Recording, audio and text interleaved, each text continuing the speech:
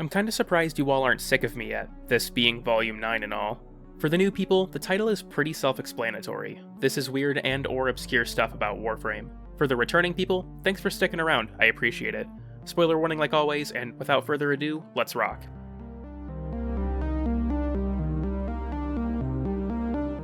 Warframes, operators, and even pets can trigger the Lunaro goals on the Zariman. If you petrify a Grineer scanner with Atlas, their line of sight also gets petrified. When fighting the Exploiter Orb, throwing a Thermia canister while sliding in air will cause you to hit yourself with it, dealing damage. The Tonkor grenade launcher has an arming distance mechanic where it doesn't explode until it has traveled at least 7.5 meters. Strangely, Kuva Tonkor completely lacks this mechanic. Shooting at a group of grounded Kandroks with Avara's noise arrow causes them to float upwards with no animation. Because Rescue on Eris has no wardens, you get a free rescue point as if you've killed them all, which means that the quality of Spectre you get will always act like you've got at least one rescue point. Nightmare Mission drop tables are also affected by the rescue point system if the Nightmare Mission in question is a rescue. If you don't understand what point system I'm talking about, we covered it in Volume 7. Several rocks and trees in the Drifter camp can be destroyed by bullet jumping near them, which is likely just left over from the Lotus boss fight in the new War Quest. If you don't hack the console to start a survival mission for 5 minutes, it auto-starts. Itzal's Cosmic Crush can pull in focus orbs. Riven Slivers can drop in mastery tests, though you don't get to keep them once the test is over. The spare parts mod on Sentinels also works in the Simulacrum, though similarly you can't keep the drops. In Darvo's Relay Shop, the old rifle ammo can be seen amongst the new ammo boxes. Player-controlled Dargyns can level up, with this level being separate from their normal enemy level. Grendel can eat fashion statues when friendly fire is enabled in Captura, but not Atlas, as his passive prevents him from being knocked down even as a statue. Grendel can also eat fish baits, which blow up in his stomach like when he eats a grenade. Zaku's Noble animation set has 2 different animations for wielding no weapons,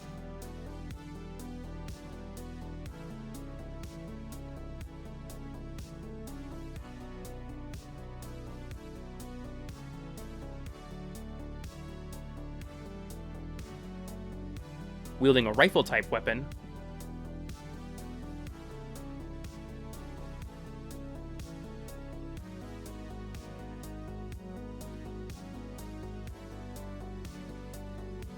wielding a single pistol,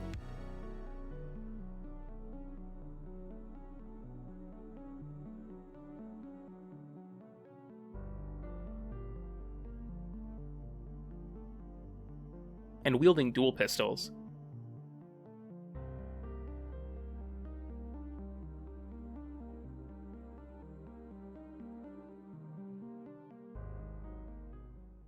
A faint chime is played by the Codex scanner whenever you move your cursor over a scannable item. For the regular Codex scanner, the sound is different based on whether or not you've completed the Codex entry for a given scannable thing, while for the Synthesis scanner, it's unchanged. I imagine this is because you can't scan things with completed Codex entries with the regular scanner, but you can with the Synthesis scanner as it grants Samaris rep. I kinda mentioned this in a prior episode, but if an animal is close enough to be highlighted by the Trank rifle, it'll make a distinct beeping sound. Nyx's Mind Control can be used to boost the damage of player-controlled Dargyns, though they will explode once the Mind Control timer ends. The trade and donation posts in the dojo make weird sounds when you wallhop on them.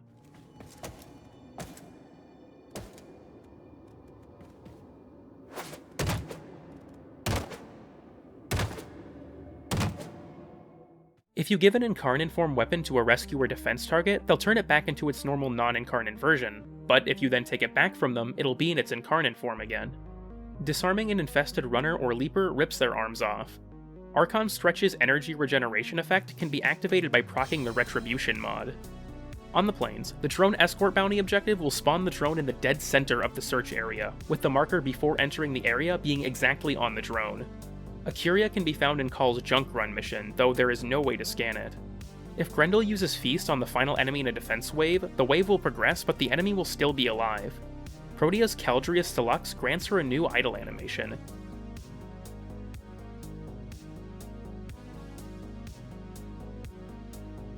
Gara's Mass Vitrify can block Lloyd and Otak in isolation vaults. Dreadmirror's colors will change to your Arcwing colors if you cast the ability and then enter an Arcwing. Special Orbiter decorations called Prex cards can be found hidden in the Laverian, with the frame on the card being the one from the Laverian you found that card in. They only appear if the Warframe in question has been mastered, that is, leveled to 30, and each card is hidden in a unique spot in its respective Lavarian. There are too many for me to show in this video, so I'll put together a playlist of the spots and link them in the description. Warframes with Lavarians aren't the only ones to have prex cards though, as Caliban and Gyre have their own too. Calibans can be found hidden in the Drifter camp atop a rock formation, and Gyres can be found on top of some lockers in the Chrysalith. Zaku also has a prex card, which is interesting for several reasons. It is the only Warframe prex card sold by Baruuk, along with several other prex cards from creatures from the Heart of Deimos update. It is also the only Warframe prex to not show the name of the Warframe or the release number, and it is also the only Warframe prex where the Warframe is wearing an alternate helmet. If you search for the name of a combo element in the weapon modding menu, it will pull up mods that contain its constituent elements.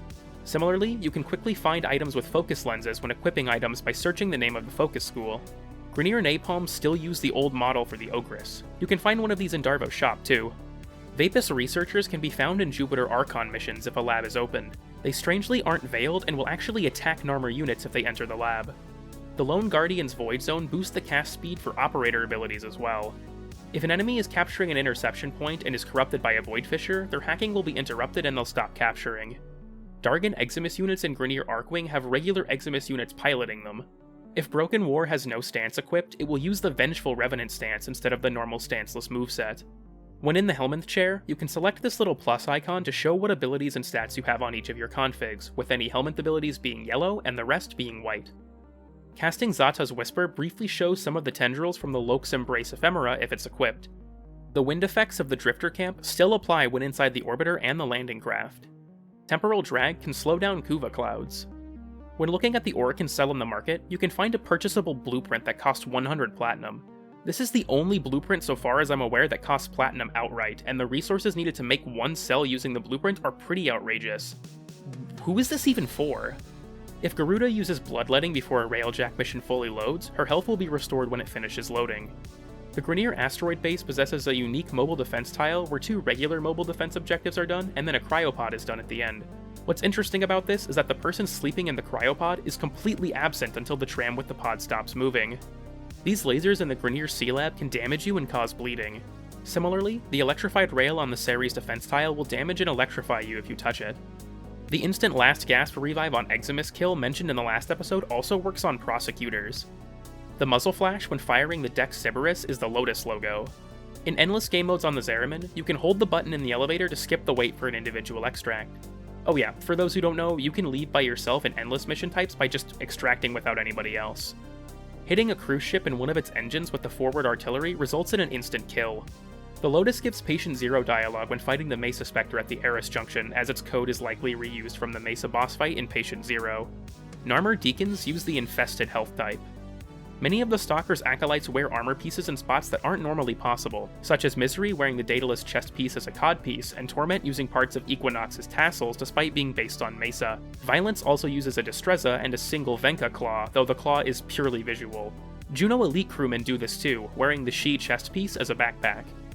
Styanax has a unique sound when walking that sounds like armor clanking.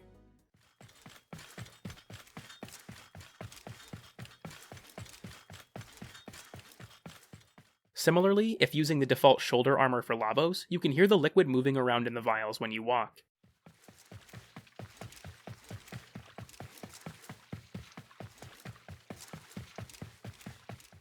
The Stalker is able to spawn inside the Granum Void. I'm not sure about Zanuka though, but I imagine that probably works. The Intruder mod, which normally grants more hacking duration, slows down the movement of the hacking head during a Grineer hack, as duration isn't a mechanic for those. The sell value of a Requiem mod goes down as you use up their charges, from 50,000 credits or 1,000 endo at 3 charges to 25,000 credits or 500 endo when defiled. Vectis, Vectis Prime, and Buzzlock can all reload while scoped in. When on the Zariman, the ambient noise actually changes based on where you are in certain rooms. For example, in the Lunaro room, crowd noises can be heard when out on the court, with the sound of children being heard when in the locker room.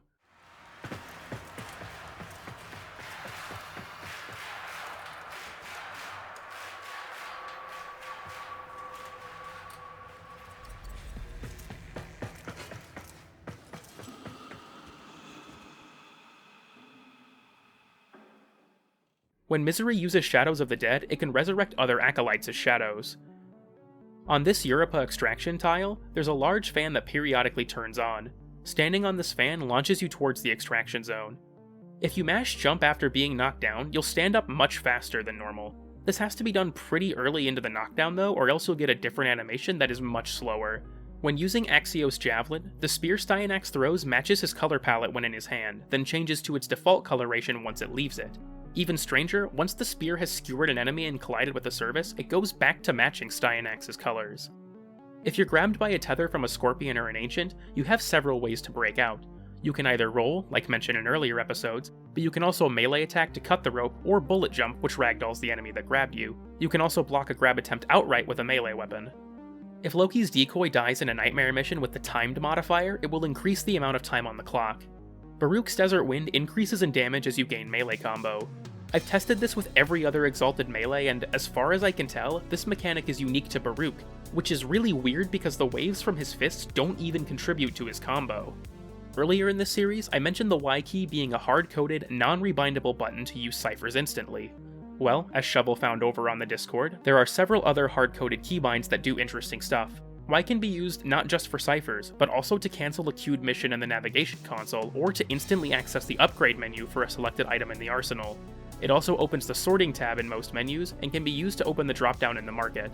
The N and M keys are treated as tab left and right, and can be used to do so in most menus, such as the Foundry, the Inventory, and the Mods menu. Strangely though, this doesn't work in the Codex. When in the arsenal, the N key tabs left like you'd expect, but the M key opens the loadout menu. The final attack in Swirling Tiger's Dancing Hunter combo contains an additional Phantom hit, which deals 200% of the weapon's modded elemental damage, but 0% of the weapon's base damage. This hit doesn't contribute to the melee combo counter, and can't proc status effects. On the Eris tile set, you can shoot this barrel and then hack this console to deploy a container with an explosive barrel sticking out. Shooting the barrel explodes the container, which grants drops like a normal crate. Weirder still, the console is single use, so if you fail, you can't try it again, and if you don't shoot the barrel, the container just falls into the pit in the center of the room. Why all this work for a crate? In the lower level of Lorunda Relay, you can find this parent sequence operative sleeping in a tree. Call can't perform a slam attack unless he has a jetpack equipped. He doesn't actually need to fly to do the slam, he just for some reason needs to have the jetpack on.